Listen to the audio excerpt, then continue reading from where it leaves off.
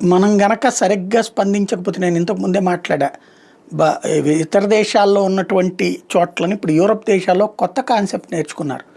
బంగ్లాదేశోడు, పాకిస్తానోడు, ఆఫ్ఘనిస్తానోడు వాడెవడన్నా ఏదన్నా ఎదో పని చేసినా దాన్ని ఏమని పెడుతున్నారు, ఏసియన్ మెన్ అంటున్నారు. అంటే ఏసియా నుండి వచ్చినోళ్ళు అన్నటువంటి.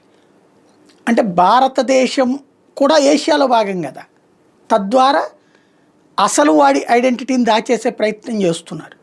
అలాంటి దరిద్ర పనులు చేస్తున్న వాళ్ళలో అత్యధికులు ఆఫ్ఘనిస్తాన్ నుంచి వెళ్ళినోళ్ళు, పాకిస్తాన్ నుంచి వెళ్ళినోళ్ళు. పాకిస్తాన్ పేరు వాడాలా, లేకపోతే ఆఫ్ఘనిస్తాన్ పేరు వాడాలి, కానీ ఏసియన్ అని వాడుతున్నారు.